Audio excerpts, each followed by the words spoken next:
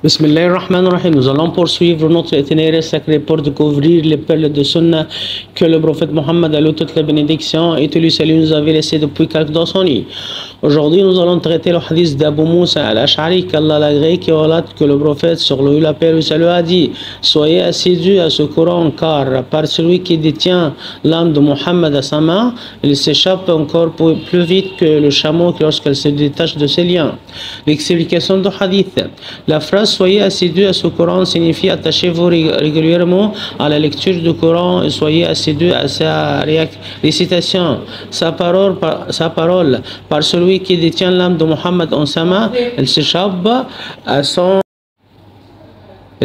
encore plus vite, elle se sauve encore plus vite. Sa parole que le chameau, lorsqu'elle se détache de ses liens, le mot ocule. Lien est le pluriel de écal et il désigne la corde avec laquelle on attache le chameau au milieu de la patte. Ainsi, il a comparé la mémorisation par cœur du Coran du chameau voulant s'enfuir, mais qui aurait été attaché à l'aide des liens. Et Allah, exalté soit-il, dans sa douce bonté et sa bienveillance, a accordé cet immense bienfait. Il nous incombe donc de nous préoccuper de celui-ci en le mémorisant et en étant assidu à sa lecture de façon régulière, en lisant par exemple une partie précise chaque jour.